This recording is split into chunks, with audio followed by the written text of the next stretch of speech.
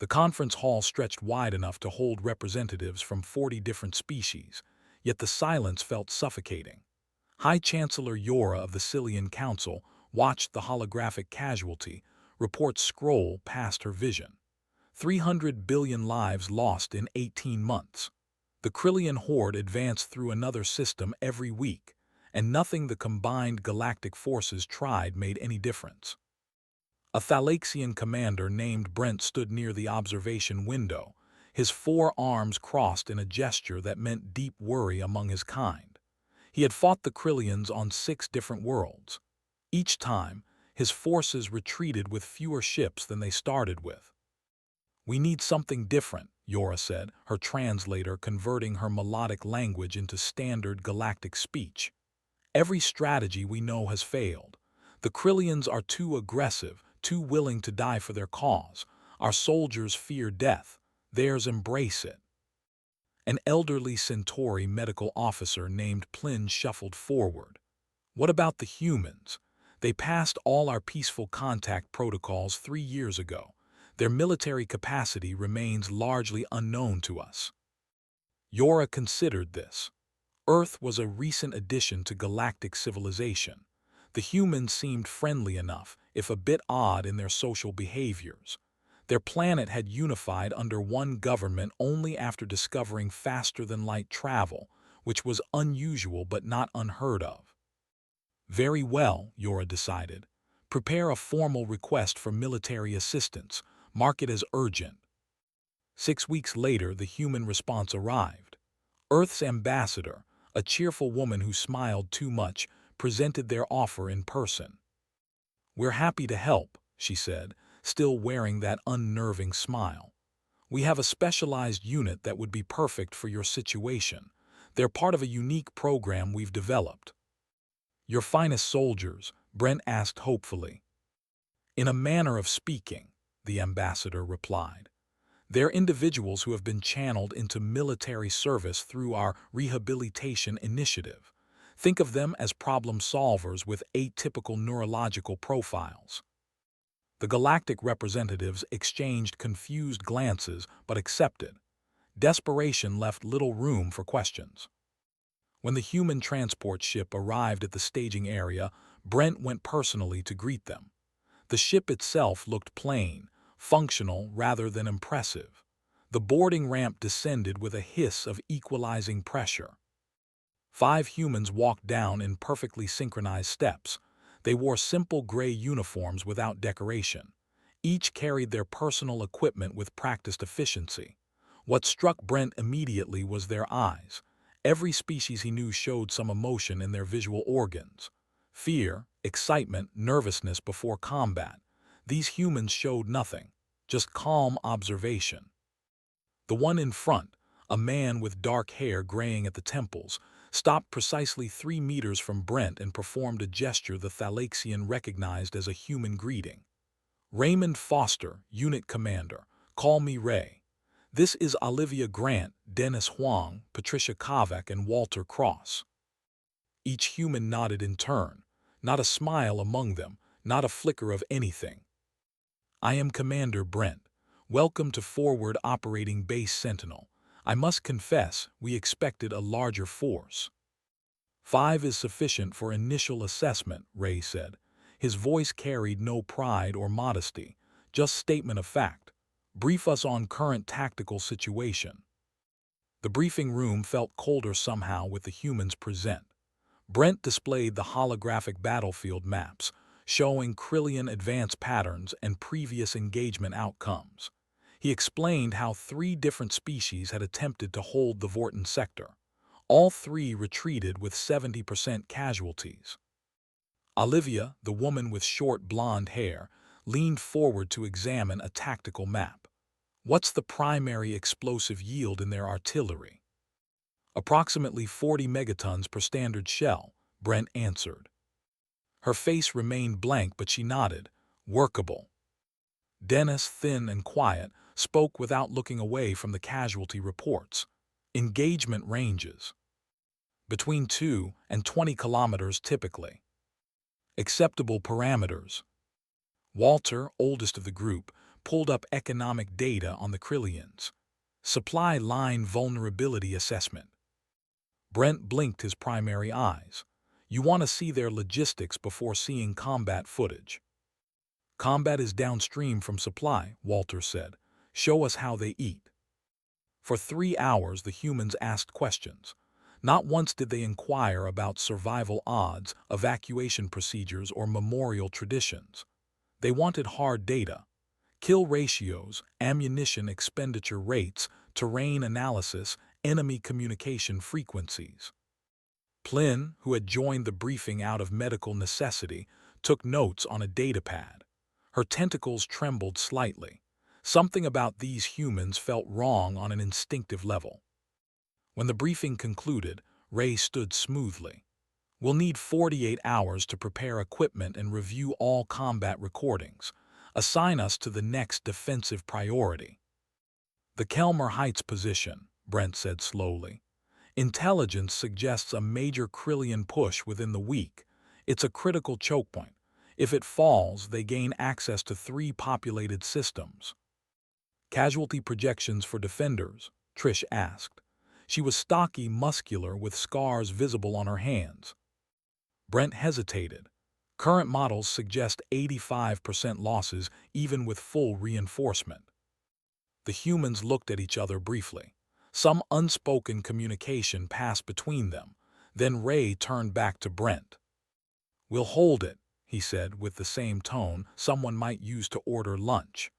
Assign supporting units at your discretion, but they should maintain minimum safe distance from our operational zone.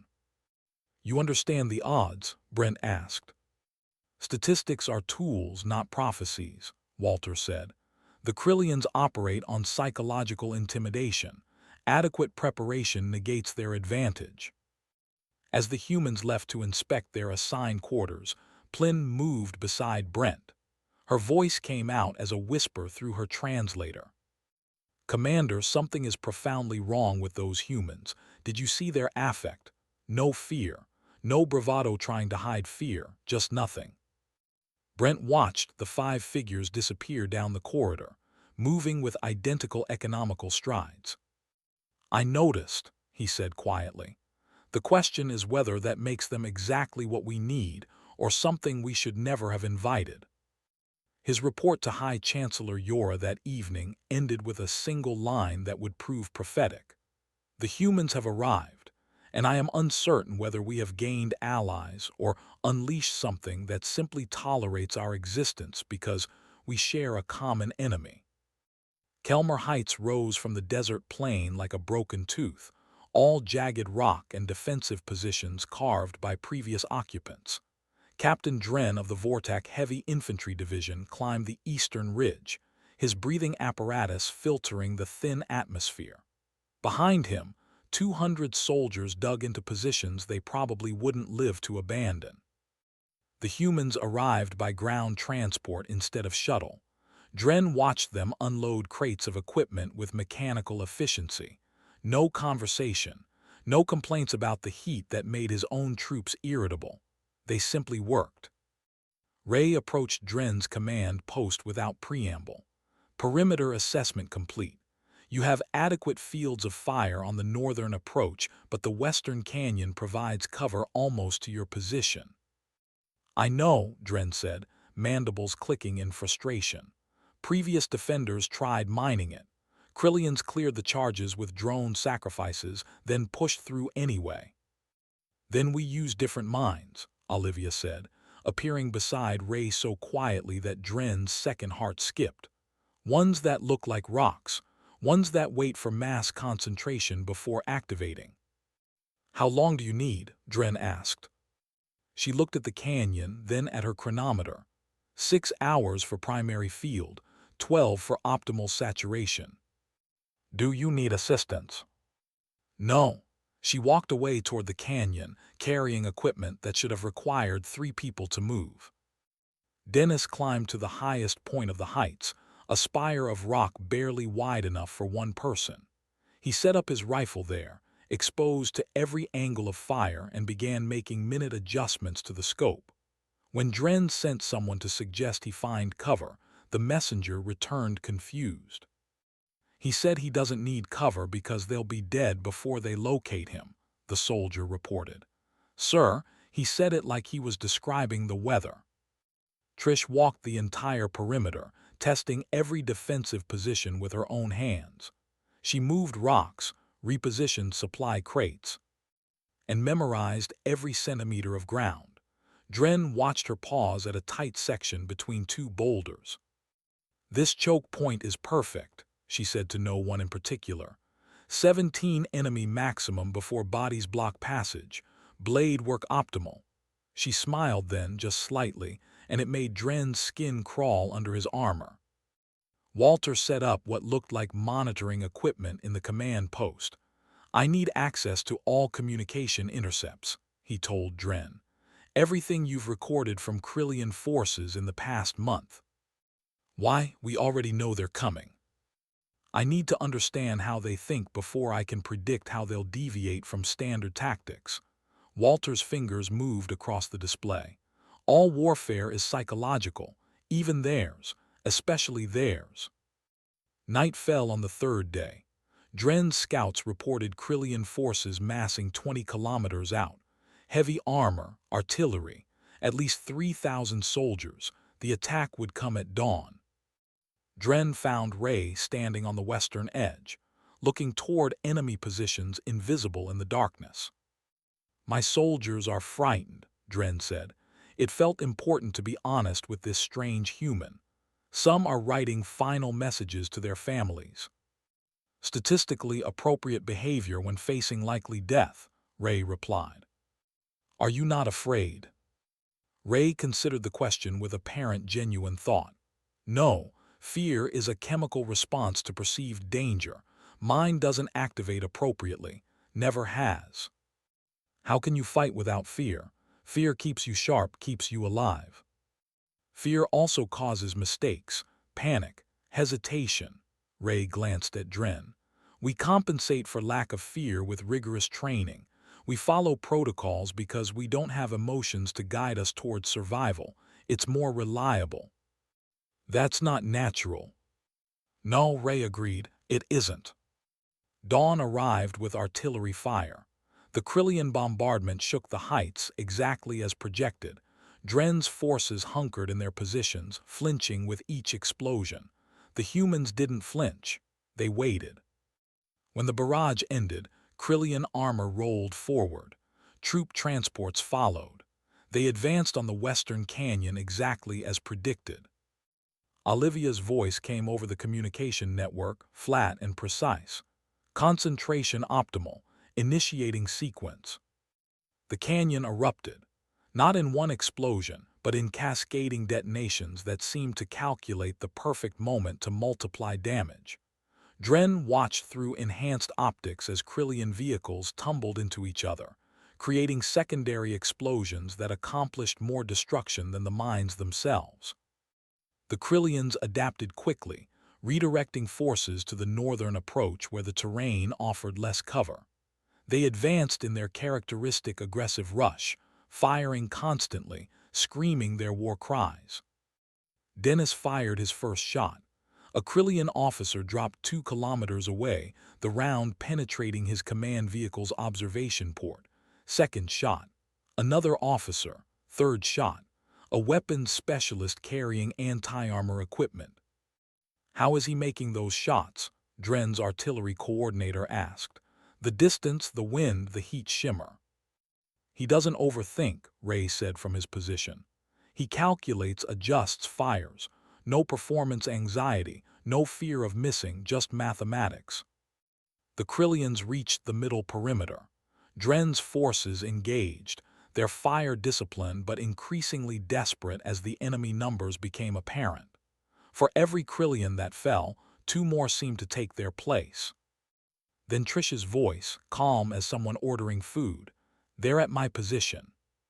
Dren switched his visual feed to her location.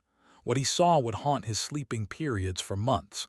Trish moved through the tight choke point between boulders like she was performing a rehearsed dance. No wasted motion. No hesitation. Krillians fell in patterns, their bodies creating obstacles that funneled the next wave into optimal positions for her blade work. She wasn't fighting. She was processing. 17, she counted. Pause for reload. 18, 19. Her breathing never elevated. Her voice never changed. Walter monitored enemy communications, feeding real-time intelligence to everyone. "They're confused," he reported. "Their psychological officers are reporting that defender morale should have broken. They don't understand why we're not retreating." "Tell them," Ray said, "that we don't retreat because we don't experience the fear that makes retreat appealing. That will disturb them." "Good." By midday, the Krillian assault faltered. They had lost 40% of their force for minimal gains. That evening, they withdrew completely. Dren walked through the defensive positions. His soldiers celebrated with tears and laughter. The humans performed equipment maintenance. "Request immediate redeployment," Ray told Dren. "This position is secured. We're needed elsewhere." "You just survived a battle that should have killed you. Don't you need rest?" Ray looked genuinely puzzled. "We're not injured. Equipment is functional. Why would we need rest?" Dren sent his report to Brent that night. It included medical footage of the humans in combat and one simple assessment. "They are not like us. They do not fight like us. They do not think like us. And that is precisely why they win." The Krillian warlord Gregson reviewed combat footage for the fifth time, his clawed hands gripping the display console. Krillian doctrine relied on psychological dominance. Their warriors trained from birth to embrace death, to terrify enemies with their willingness to die. Every species they conquered eventually broke. Fear was universal. Except these humans didn't break, didn't even bend. He opened a communication channel to the defensive positions the humans now held. Standard procedure. Broadcast images of previous victories. Show the enemy what awaited them. Make them understand the futility of resistance. The response that came back made his blood run cold. A human appeared on screen, female, blonde hair. She held up a Krillian helmet, dented and scorched. "Your artillery shells contain 17% more explosive compound than standard galactic ordnance," she said conversationally. "The fragmentation pattern is excellent. I've reverse-engineered 3 of them. Would you like to see how they work when properly optimized?" The transmission ended. 6 hours later, a Krillian supply depot exploded with such precision that their own munitions expert confirmed the detonation pattern matched their own weapons. Commander Brent received the psychological warfare reports with growing unease. The humans had begun leaving marks at battle sites. Not trophies, not propaganda, just small, calculated messages that unnerved the Krillians in ways traditional combat never had. Medical Officer Plynn requested an urgent meeting. Her tentacles moved in agitated patterns as she presented her findings. "I've completed psychological evaluations of the human unit," she said, displaying neural scans and behavioral analysis. "Commander, these individuals all share a specific neurological pattern: reduced activity in their empathy centers, diminished fear response, traits consistent with what human medical texts classify as antisocial personality disorder." Brent absorbed this information slowly. "Explain in terms I can understand." "They lack the normal emotional responses that guide social behavior in most species. In human civilian populations, such individuals often become criminals, manipulators, or worse. But Earth has apparently developed methods to channel these traits into military effectiveness. So we're being protected by what humans would consider dangerous individuals." "Not just dangerous," Plynn corrected. "Individuals who genuinely do not feel empathy for enemies, do not experience fear of death, and do not suffer psychological trauma from violence. They're not brave soldiers overcoming fear. They simply don't have the fear to overcome." High Chancellor Yora called an emergency council session. Representatives from 12 species gathered, their concerns uniform. The humans were winning battles, yes, but at what cost to galactic civilization? They sent us weapons disguised as people, argued a Cillian diplomat. This crosses ethical boundaries. They sent us what we asked for, countered another. Effective warriors. Ray's voice interrupted through the communication system. He had not been invited to the council session, but human intelligence gathering proved typically efficient. If I may address the concerns directly, he said.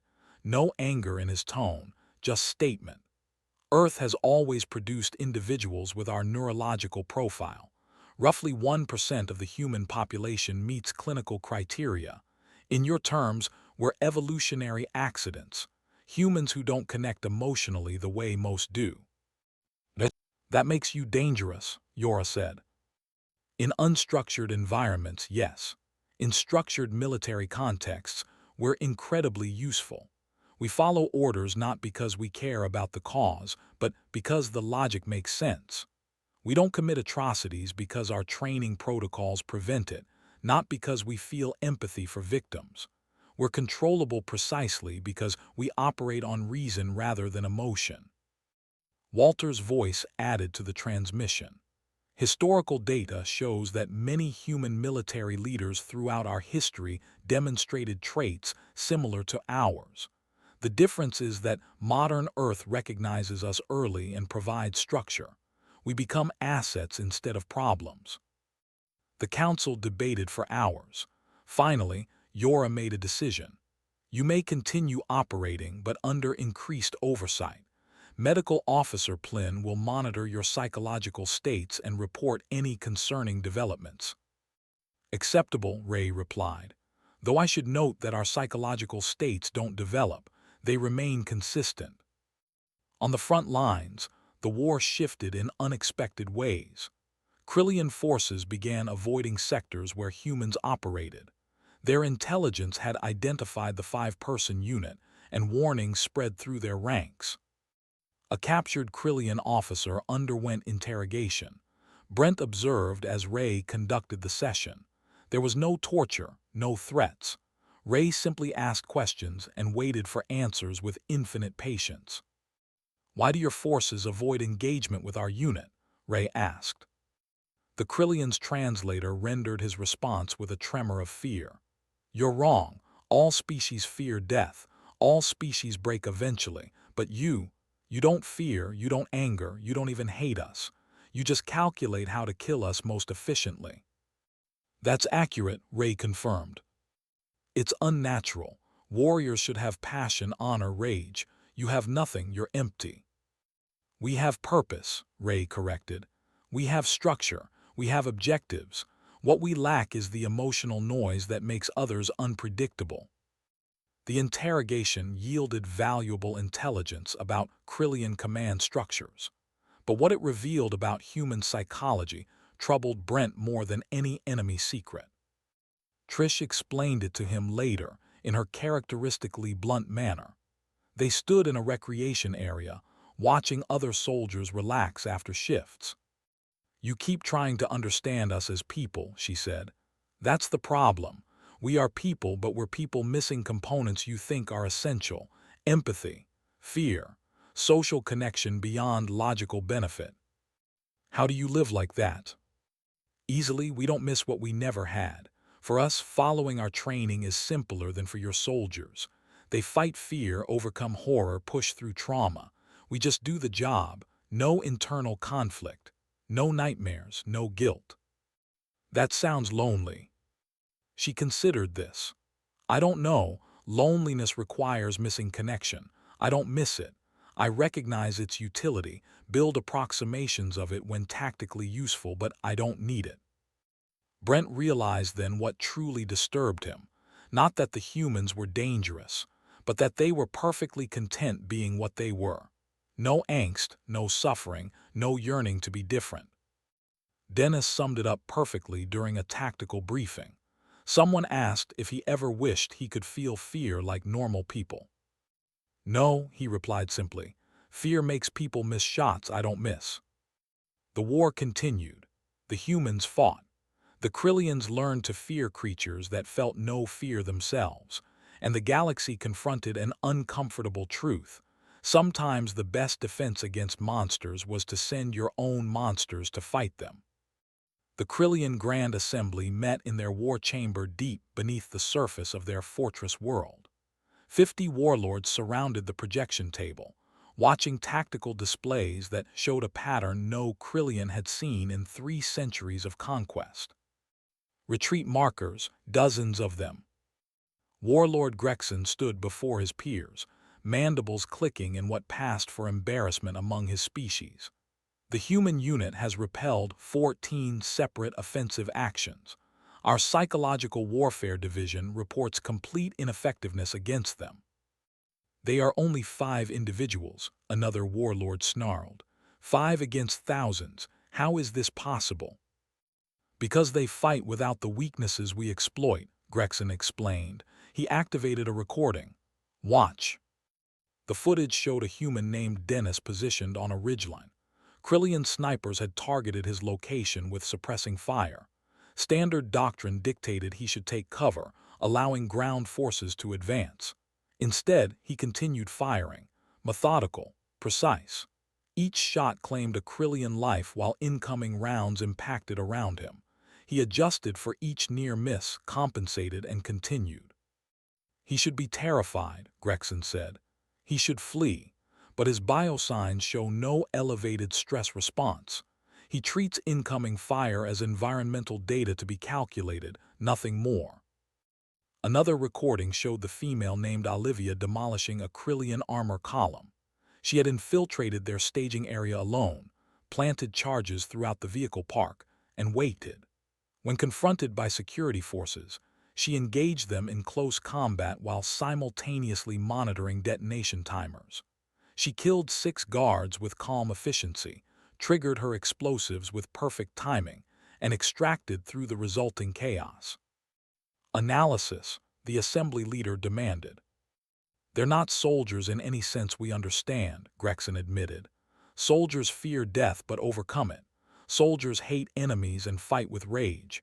Soldiers bond with comrades through shared suffering. These humans do none of these things. They execute missions the way we breathe, automatically, without internal conflict. A younger warlord gestured aggressively. Then we target their comrades, capture their fellow humans, force them to watch torture, break their will through empathy. We tried, Gregson said quietly. He played another recording. Krillian forces had captured a wounded alien soldier from a unit that fought alongside the humans. They broadcast threats to execute the prisoner unless the humans withdrew from a strategic position. The transmission showed Ray receiving the message. His response was chilling in its simplicity. Execute him if tactically necessary. Our mission parameters remain unchanged. The alien soldier was released unharmed 3 hours later, when Krillian forces realized the threat held no leverage. They don't respond to hostage situations, Gregson continued. They don't respond to intimidation. They don't respond to offers of honorable surrender. They simply continue executing their objectives until physically incapable of doing so. The assembly chamber filled with aggressive clicking, the Krillian equivalent of nervous chatter. Their entire civilization had conquered dozens of species using fear as a weapon. Now they faced an enemy immune to their primary advantage. What do we know of Earth? The assembly leader asked. An intelligence officer projected data. Earth is a death world by galactic standards, extreme weather variations, massive predators, frequent natural disasters. Their evolutionary history involved constant threat assessment and survival challenges, but this doesn't explain the humans we face. Show them our research, Gregson ordered. New data appeared. Historical records from Earth's own databases, acquired through intelligence operations. The display showed human medical and psychological research spanning centuries. Earth has always produced individuals with diminished empathy and fear responses, the intelligence officer explained. They called them by various names throughout history: sociopaths, psychopaths, individuals with antisocial personality disorder, roughly 1% of their population. How did they survive with such individuals among them? They didn't always. For most of their history, these individuals became criminals, tyrants, or destabilizing forces. But modern Earth developed psychological screening, early intervention, and most crucially, structured channeling programs. They identified these individuals young and provided them rigid frameworks. Military service became one such framework. The assembly leaders' eyes widened in understanding. They weaponized their own evolutionary mistakes. Precisely. The galaxy's most socially advanced species survives partially because they learned to aim their antisocial members at external threats. Gregson pulled up the profiles of the 5 humans. Raymond Foster, former corporate executive removed from civilian life after psychological evaluation. Olivia Grant, identified at age 12 showing concerning lack of empathy. Dennis Huang, military recruit who scored perfectly on marksmanship but failed all emotional intelligence assessments. Patricia Kovac, removed from special forces after concerns about her enthusiasm for violence. Walter Cross, genius strategist who viewed sentient lives as data points. Each of them would be dangerous in civilian society, Gregson said. Together, under military structure, they're unstoppable because they lack the internal conflicts that limit normal soldiers. Silence fell over the assembly chamber. Finally, the assembly leader spoke. We have 3 options. Commit overwhelming force to eliminate this unit, risking massive casualties. Continue fighting while they spread across the front lines. Or, Gregson prompted, request negotiations. We cannot win a war of attrition against an enemy that doesn't experience attrition's psychological toll. We've lost more warriors to fear of the humans than to actual human weapons. The assembly erupted in protest. Krillians did not surrender. Krillians did not negotiate from weakness. But they also did not typically face enemies who treated war as arithmetic. 3 days later, formal communication went out to the Galactic Council. The Krillian Horde requested peace talks. The message included a single line that explained everything. We cannot defeat an enemy that calculates death instead of fearing it. When Brent delivered this news to the human unit, they showed no triumph, no satisfaction. Ray simply nodded. Logical outcome, he said. Prolonged conflict carried unsustainable cost for them once they realized psychological warfare was ineffective. Negotiation was their most rational option. Don't you feel anything about winning the war? Brent asked. Ray considered this genuinely. Satisfaction is a chemical reward for achieving goals. Mine doesn't activate strongly, but I recognize the objective has been accomplished successfully. That's sufficient. Olivia cleaned her weapons nearby. Does it matter if we feel victory? She asked. The war is over, mission complete. Feeling good about it doesn't change the outcome. Brent reported to High Chancellor Yora that evening. The Krillians have requested peace because they're terrified of enemies who feel no terror. I'm not certain whether we should celebrate this victory or fear what it reveals about humanity. Yora's response would shape galactic policy for decades, perhaps both, and perhaps that's exactly the point. The Galactic Council convened in emergency session. Representatives from 40 species filled the chamber, their emotions ranging from relief at the war's end to horror at how it concluded. High Chancellor Yora stood at the central podium, knowing the decision ahead would define her legacy. The human unit accomplished what 300 billion of our soldiers could not, she began. They ended the Krillian threat with minimal casualties, yet now we must address what they represent. Medical Officer Plynn presented her comprehensive psychological report. The holographic display showed brain scans, behavioral analyses, and comparative studies between the human unit and normal soldiers from dozens of species. These humans lack fundamental neurological architecture that we consider essential to sentient morality, Plin explained. Their mirror neurons show reduced activity.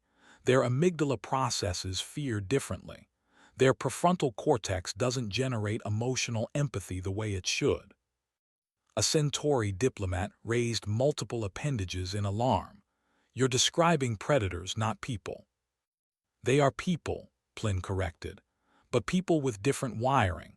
What concerns me is that Earth deliberately selected these individuals for military service, knowing exactly what they are.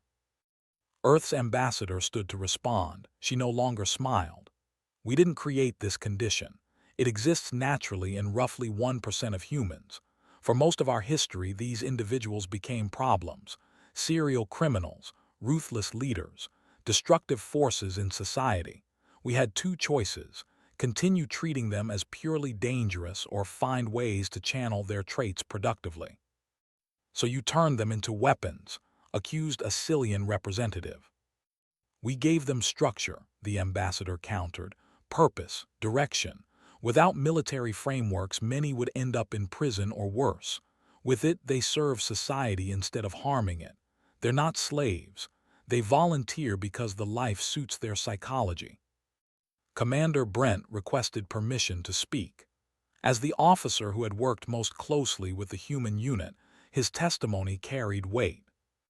I've watched these humans in combat and in downtime, he said. They follow every rule of warfare. They don't commit atrocities. They protect allies effectively. Yes, they lack normal empathy, but they compensate through rigid adherence to protocol. They're reliable because they operate on logic rather than emotion. And when the war ends, Yora asked, what happens to weapons that think when we no longer need them to kill? The chamber fell silent. It was the question everyone feared. The holographic display changed. Now it showed the human unit confined to quarters pending council decision. They sat calmly, reading, maintaining equipment, or simply waiting. No anxiety, no protest, just patience. They know we're deciding their fate, Plin observed. Look at their biosigns, completely stable. They're not afraid of execution. They're not angry about being judged. They simply wait for the outcome. Walter's voice suddenly filled the chamber through the communication system. The humans had apparently been monitoring the proceedings. If I may address the concern directly, he said with characteristic directness. You're afraid we'll become problems without war to occupy us. Statistical analysis of Earth's program shows otherwise. Individuals in our program demonstrate lower recidivism rates than general military populations. Structure persists in peacetime roles. We're not weapons-seeking targets. We're individuals suited to specific tasks who function best within clear frameworks. How can we trust people who admit they lack empathy? Challenged a diplomat. Ray's voice joined the transmission. Because empathy is unreliable, people with empathy still commit atrocities when emotion overrides reason. Anger, revenge, fear. We lack those emotional drivers. We follow established rules because they're logical, not because we feel morally compelled. That makes us more predictable, not less trustworthy. Trish added her perspective. You trust engineers to build bridges not because they emotionally care about each person who crosses, but because they follow structural principles. We follow ethical protocols the same way, not from feeling, but from framework. The debate raged for hours. Some argued for immediate execution. Others suggested permanent confinement. A few proposed allowing the humans to return to Earth with restrictions against future deployment. Finally, Brent spoke again. I propose a test. Assign the human unit to peacekeeping operations in former Krillian territory. Non-combat roles. If they fail to adapt, we revisit this decision. If they succeed, it validates their claim that they function effectively within any structured environment. After further discussion, Yora called for a vote. The measure passed narrowly. The human unit will remain operational under enhanced oversight, Yora announced. Medical Officer Plynn will continue monitoring. Commander Brent will supervise their peacekeeping assignments. Any indication of problems results in immediate review. When informed of the decision, Ray's response was characteristically practical. Acknowledged, peacekeeping parameters differ from combat but remain within operational capability. We'll adapt protocols accordingly. That evening, Brent met privately with the human unit. They sat in a standard briefing room, showing the same calm attention they brought to combat planning. "Do you understand how close you came to execution?" Brent asked. "We calculated approximately 37% probability of termination," Walter replied. "Peacekeeping assignment was our second most likely outcome. This result aligns with projections. Doesn't it bother you that the galaxy fears you?" Dennis looked up from cleaning his rifle. "Fear is their emotional response to perceived threat. We can't control their emotions. We can only demonstrate through action that we operate within acceptable parameters." Olivia added, "If we spent energy being bothered by others' feelings about us, we'd be less effective at our jobs. We focus on mission execution. Their comfort with our existence is secondary." "But you must feel something," Brent pressed. "Satisfaction at survival, resentment at being judged." The 5 humans exchanged glances. Some silent communication passed between them. Finally, Trish answered, "We recognize the outcome is favorable. We acknowledge the logic of the galaxy's concerns. We commit to proving those concerns unwarranted through performance. If you're asking if we feel joy or anger or fear about this situation, the answer is no.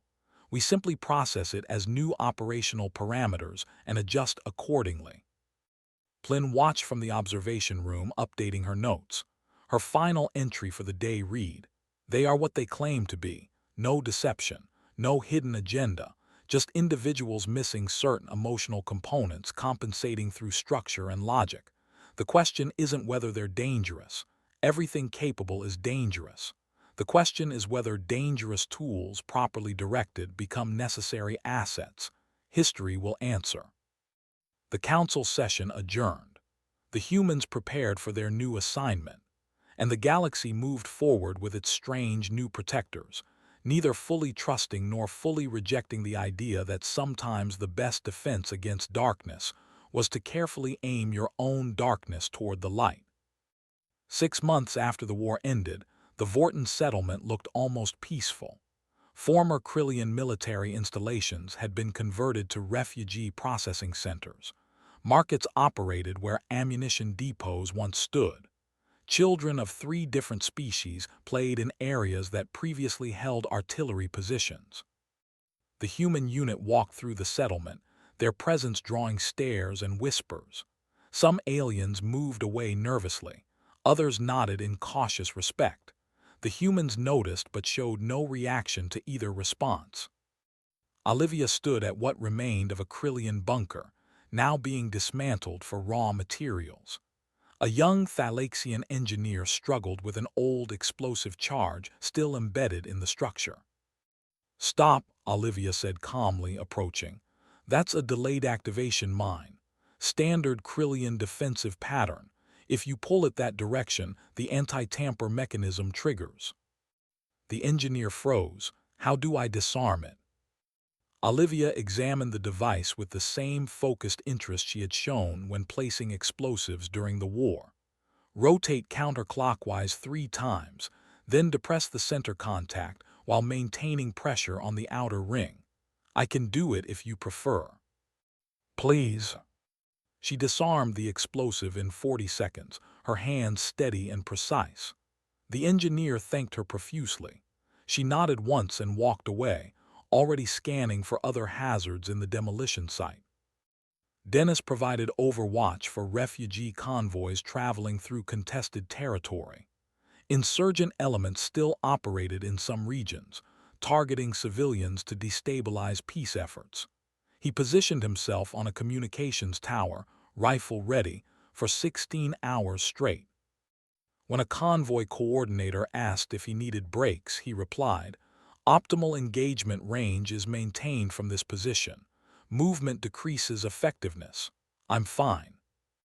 A shot rang out from insurgent positions 3 kilometers distant. Dennis fired once. The insurgent threat eliminated before the convoy even knew it existed. "Don't you ever get bored just watching?" the coordinator asked later. "Boredom is an emotional response to lack of stimulation," Dennis answered. "I maintain focus on objective. Boredom doesn't factor." Trish worked security for negotiation sessions between former enemies. Krillian representatives and their former victims met intense discussions about reparations and territorial boundaries. Emotions ran high. Old hatred surfaced. Voices raised in anger. Trish stood motionless at the chamber entrance, watching everyone simultaneously. When a Cillian delegate made a sudden movement toward a Krillian counterpart, Trish moved between them so quickly it seemed like teleportation. "Sit down," she said quietly. "Continue discussions through proper channels."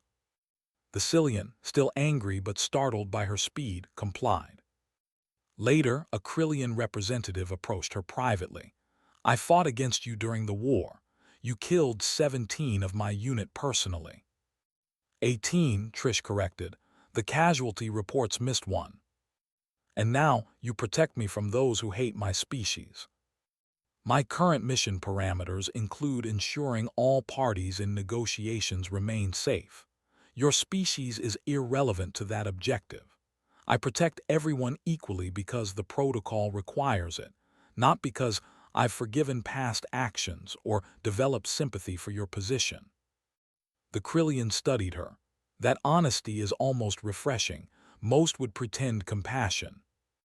"Pretending wastes energy. I perform my function.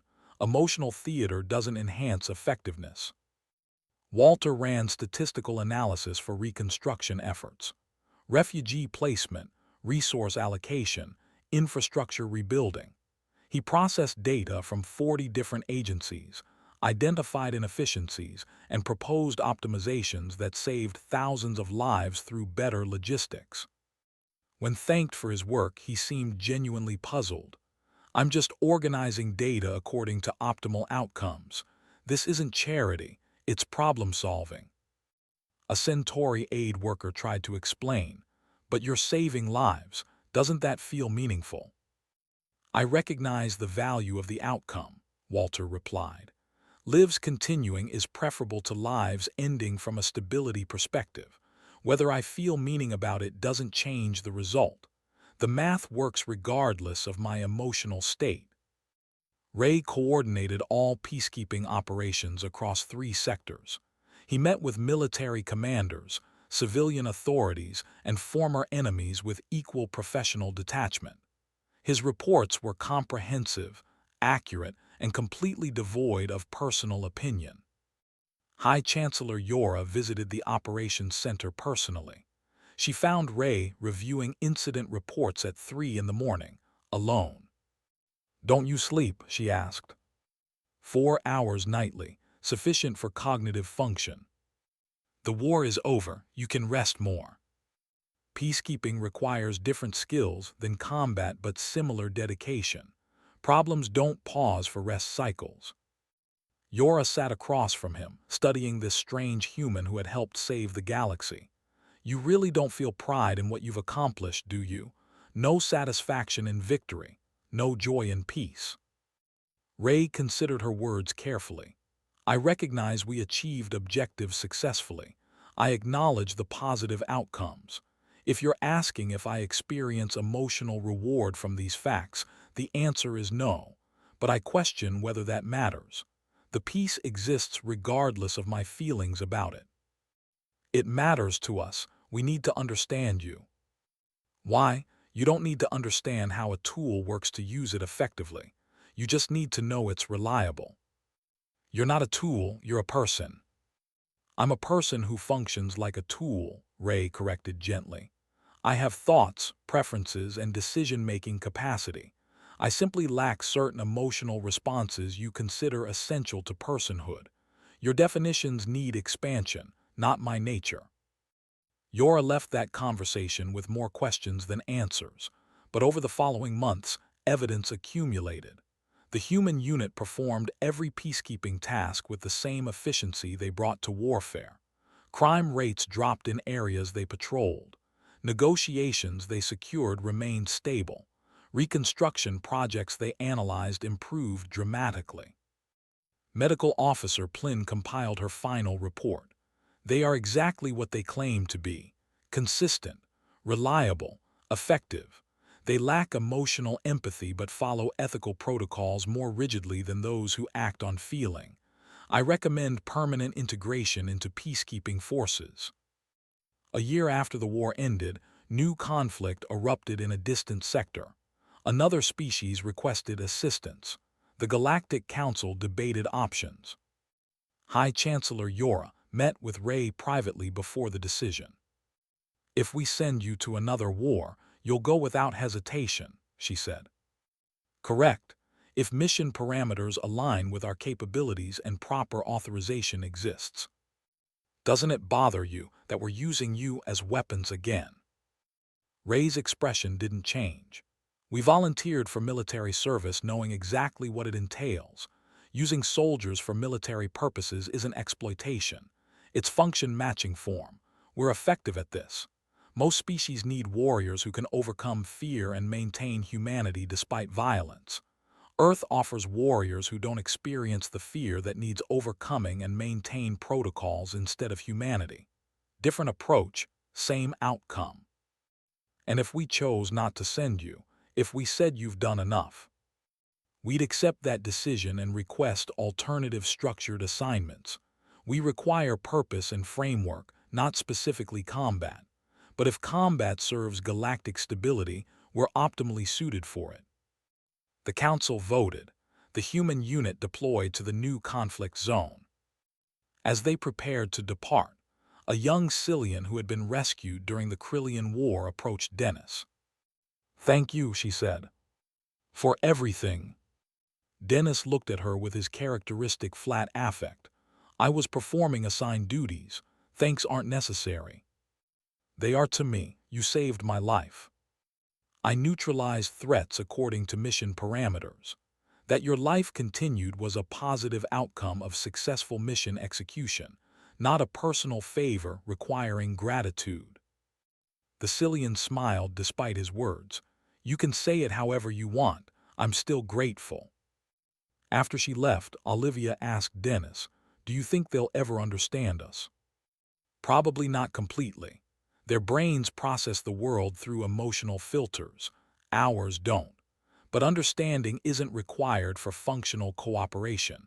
They need to trust our reliability. We need to maintain their trust through consistent performance. Mutual comprehension is less important than mutual benefit." The transport ship launched, carrying 5 humans who felt no fear toward another war, no pride in past victories, no anxiety about uncertain futures. They simply existed, ready to apply their particular neurological configuration to whatever problems the galaxy presented. Commander Brent watched them depart, finally understanding what troubled him from the beginning. Not that the humans were broken, but that their brokenness had been transformed into exactly what a broken galaxy needed: problems solved by becoming solutions. Darkness aimed carefully at darker things. The galaxy survived not despite human differences, but because Earth learned to direct those differences toward survival. Evolution's mistakes became civilization's last defense, and somewhere in that transformation, the definition of monster became far more complicated than anyone comfortable with simple categories would prefer.